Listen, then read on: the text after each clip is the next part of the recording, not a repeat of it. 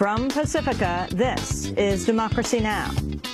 I ask President Obama to do the right thing. The United States must renounce its witch hunt against WikiLeaks. The United States must dissolve its FBI investigation. WikiLeaks founder Julian Assange speaks from the Ecuadorian embassy in London as dozens of British police officers look on. We'll hear Assange's full address and comments from his supporters Tariq Ali and former British ambassador Craig Murray. Then to Russia, where members of the punk band Pussy Riot have been sentenced to 2 years in prison for staging an anti-Putin protest inside a church. I think that it's an absolute disgrace to Russia and to the entire of Putin's government that women can be sentenced for speaking out against a country that is quite frankly stuck in a patriarchal system. Finally, dark money, how nonprofits can spend millions on elections and call it public welfare. ProPublica looks at how Karl Rove and the Koch brothers have formed nonprofits to spend record amounts of unlimited campaign donations on attack ads. All that and more coming up. Welcome to Democracy Now!, democracynow.org, The War and Peace Report. I'm Amy Goodman. WikiLeaks founder Julian Assange emerged from inside the Ecuadorian embassy, London, on Sunday with a defiant speech from the embassy's balcony. Assange spoke days after Ecuador granted him political asylum, prompting Britain to deny him safe passage out of the country. In a 9-minute address to supporters of WikiLeaks and the media, Assange called on President Obama to abandon what he described as a, quote, war on whistleblowers. I ask President Obama to do the right thing.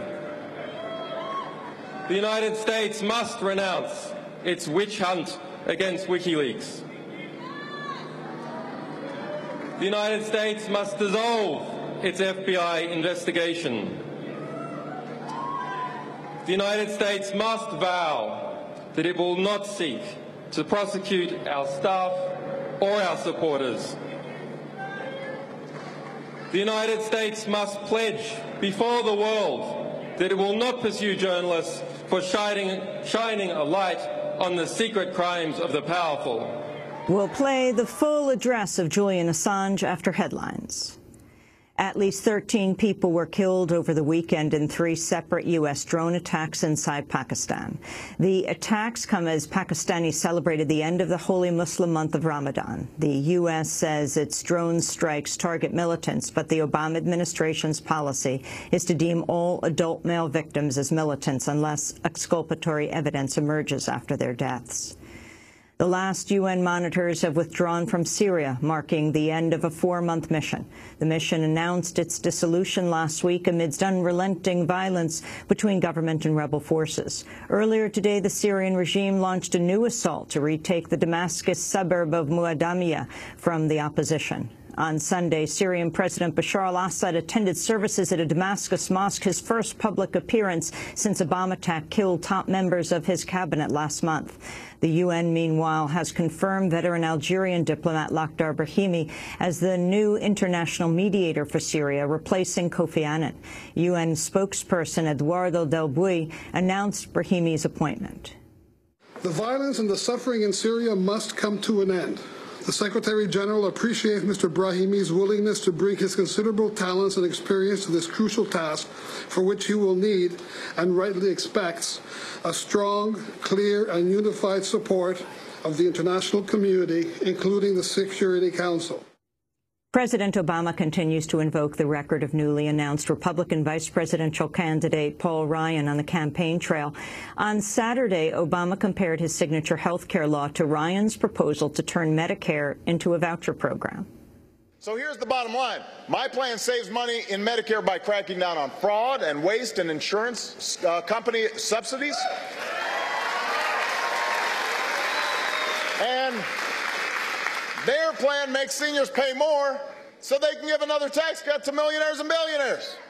You'd think they'd avoid talking about Medicare, given the fact that both of them have proposed to voucherize the Medicare system.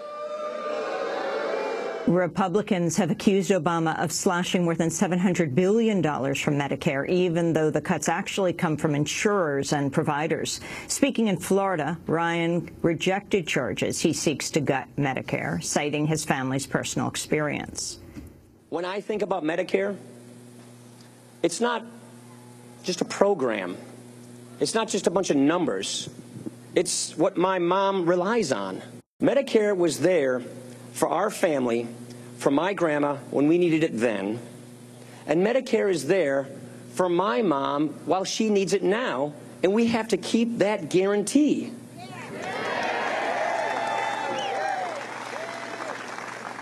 As Paul Ryan seeks to distance himself from his previous proposals on Medicare, new videos emerge showing another apparent reversal on a major policy issue. In a 2002 speech on the House floor during debate on an economic stimulus, Ryan forcefully backed government intervention to stimulate the economy and help the unemployed. The video was unearthed by MSNBC's Chris Hayes. What we're trying to accomplish is to pass the kinds of legislation that, when they've passed in the past, have grown the economy and gotten people back to work. We want to make it easier for employers to keep people employed. We want to make it easier for employers to invest in their businesses, to invest in their employees, and to hire people back to work.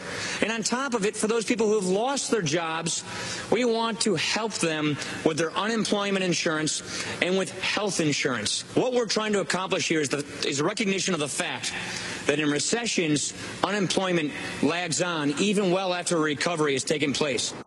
A Republican legislator running for the Senate in Missouri has sparked national outrage for comments on rape and abortion. Asked by a reporter why he opposes abortion even in cases of rape, Aikens said in instances of what he called, quote, legitimate rape, women can somehow block a pregnancy from taking place. What about in the case of rape? Should it be legal or not? Well, you know, people always want to try and make that as one of those things. Well, how do you slice this particularly tough sort of ethical question?